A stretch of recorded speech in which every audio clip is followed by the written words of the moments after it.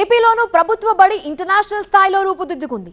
ఈ academic year నుంచే అక్కడ పిల్లలు చదువుకోబోతున్నారు. మంత్రి నారా లోకేష్ ప్రాతినిధ్యం వహిస్తున్న మంగళగిరి నియోజకవర్గం నిడమరులో దాదాపు 16 కోట్ల రూపాయల వ్యయంతో అత్యాధునిక పాఠశాలను నిర్మించారు. త్వరలోనే అందుబాటులోకి రానున్న ఈ స్కూల్ విశేషాలపై టీవీ9 స్పెషల్ రిపోర్ట్. మంగళగిరి నియోజకవర్గంలోని నిడమరులో ఉన్నటువంటి జెడ్పీ హై స్కూల్ని అత్యాధునిక హంగులతో తీర్చిదిద్దుతున్నారు. రాష్ట్రంలోనే మొట్టమొదటిసారిగా లీప్ పేరుతో లెర్నింగ్ ఎక్స్టెన్స్ ఇన్ ఏపీ పేరుతో ఇక్కడ ఈ స్కూల్ని రెడీ చేస్తున్నారు.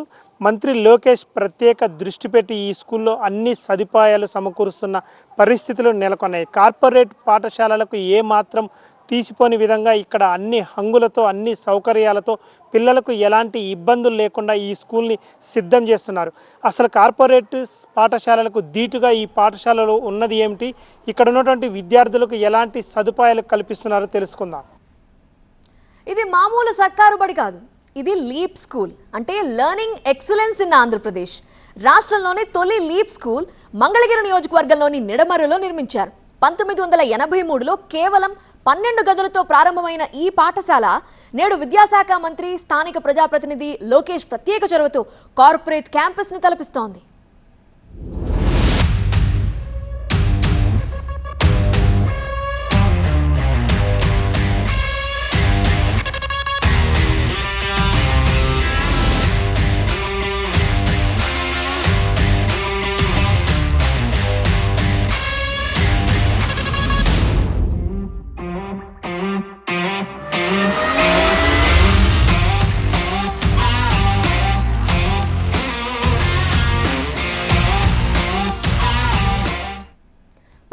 కోట్ల రూపాయల భారీ వ్యయంతో పాఠశాలలో విద్యార్థులకు అవసరమైన అన్ని రకాల అత్యాధునిక సౌకర్యాలని కల్పించారు.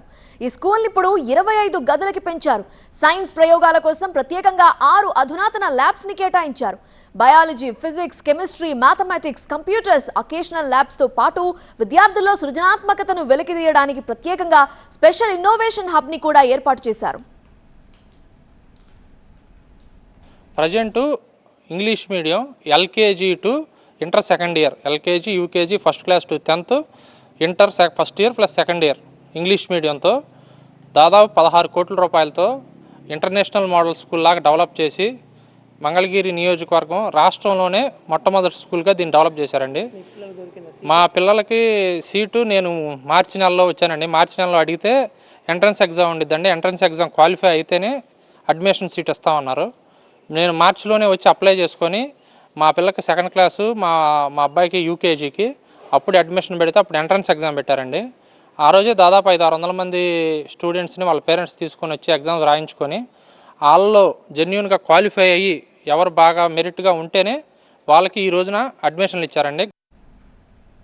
చదువుతో పాటు విద్యార్థుల శారీరక వికాసానికి కూడా పెద్దపీట వేశారు. 5.2 ఎకరాల విశాలమైన ప్రాంగణంలో అంతర్జాతీయ ప్రమాణాలతో కూడిన ఇండోర్ స్టేడియం, అధునాతన ఆట స్థలం, ఫుట్బాల్ గ్రౌండ్స్ ని సిద్ధం చేశారు.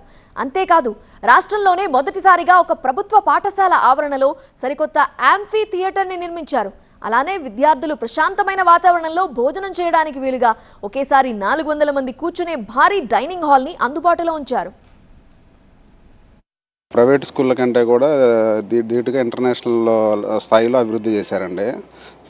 సార్ విద్యాశాఖ మంత్రిగా తీసుకున్న తర్వాత ఈ స్కూల్ నాకు తెలిసినంత వరకు రాష్ట్రంలో ఒక మోడల్ స్కూల్ అయిద్ది అనుకుంటున్నాను.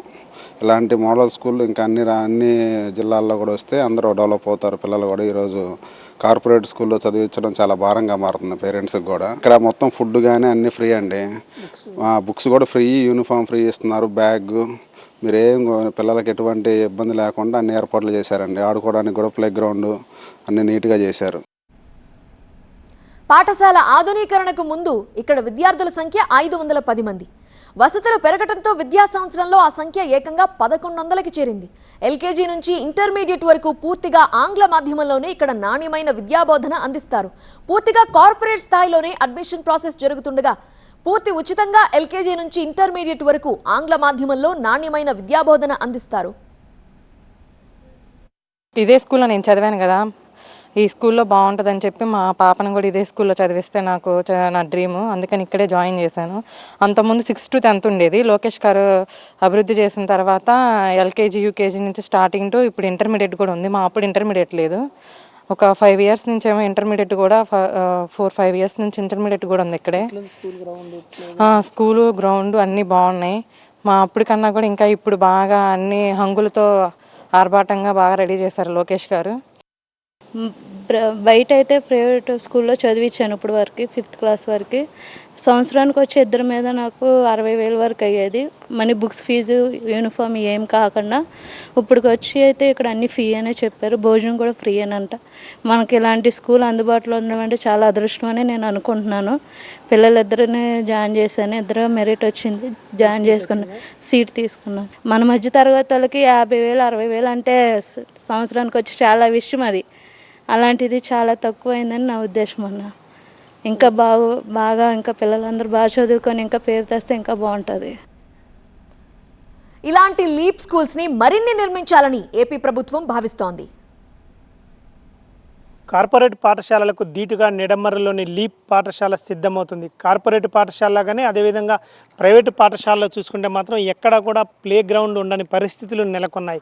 మొత్తం కూడా విద్యార్థులంతా కూడా స్కూల్కి వచ్చిన దగ్గర నుంచి ఇంటికి వెళ్ళే వరకు కూడా చదువు మీదనే ధ్యాస ఉంచడం, అదేవిధంగా బట్టి పట్టించి చదివియటం మాత్రం ఒక కార్పొరేట్ పాఠశాల ఆనవాయితీగా మారుతుంది. కానీ ఈ లీప్ పాఠశాల చూసుకుంటే మాత్రం విద్యార్థులు ఆడుకోవడానికి దాదాపు ఇటు ప్లే గ్రౌండ్స్ అన్నీ కూడా ఫుట్బాల్ కానీ, అదేవిధంగా వాలీబాల్ కానీ, క్రికెట్ కానీ అన్ని ఆటలు ఆడుకునేందుకు వీలుగా ఇక్కడ అన్ని గ్రౌండ్లు కూడా ఏర్పాటు చేశారు. మొత్తం కూడా పాఠశాలని దాదాపు 5.5 ఎకరాల్లో పూర్తి అత్యాధునిక హంగులతో సిద్ధం చేస్తున్న పరిస్థితులు నెలకొన్నాయి. మరొక 10 రోజులు అంటే జూన్ 12వ తారీఖు నుంచి పాఠశాలలు పునఃప్రారంభం కానున్నాయి. ఆ రోజు నుంచి కూడా విద్యార్థులందరికీ కూడా తరగతులు ప్రారంభమవుతాయని కూడా ఇక్కడ ఉన్నటువంటి ఉపాధ్యాయులు అంటున్నారు. ఇక్కడ దాదాపు గతంలో చూసుకుంటే మాత్రం 500 మంది విద్యార్థులు ఉండేవారు. ఇప్పుడు చూసుకుంటే దాదాపు 1100 మంది విద్యార్థులు ఇక్కడ అడ్మిషన్ తీసుకున్న పరిస్థితులు ఉన్నాయి. ఇంకా కూడా చాలామంది విద్యార్థుల తల్లిదండ్రులు ఇక్కడ పాఠశాలకు వస్తున్నారు. కానీ ఇక్కడ ఉన్నటువంటి అన్ని సీట్లు కూడా ఫుల్ కావడంతో వెనుదిరిగిపోతున్నారు. మళ్ళీ నెక్స్ట్ ఇయర్ ఇక్కడ ప్రయత్నం చేస్తాం, ఎందుకంటే ప్రైవేటు పాఠశాలలో దాదాపు లక్షలు పెట్టి చదివిస్తున్నాం, కానీ అక్కడ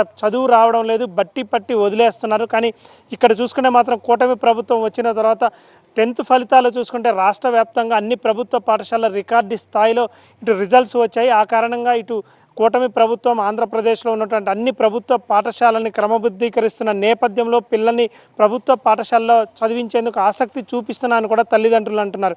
ఈ సంవత్సరం సీటు రాకపోయినా వచ్చే సంవత్సరమైనా ఈ పాఠశాలలో సీటు కోసం ప్రయత్నం చేస్తున్న విద్యార్థుల తల్లిదండ్రులు అంటున్న పరిస్థితులు నెలకొన్నాయి. ఓవరాల్గా చూసుకుంటే మాత్రం ప్రతిష్టాత్మకంగా కూటమి ప్రభుత్వం తీసుకొని లీప్ పేరుతో ఈ పాఠశాలను పునఃప్రారంభించింది. అదేవిధంగా రాష్ట్ర వ్యాప్తంగా కూడా అంటే పైలట్ ప్రాజెక్టు కింద ఇక్కడ నిడమరులో ఈ స్కూల్ ప్రారంభించింది. అదేవిధంగా ఆ తర్వాత 1 by 1 కూడా జిల్లాలకు కూడా ఈ లీప్ పాఠశాలలు విస్తరించే అవకాశాలు మాత్రం చాలా స్పష్టంగా కనిపిస్తున్నాయి. వీడియో జర్నలిస్ట్ నరసింహతో శ్రీధర్, TV9 మంగళగిరి నుంచి.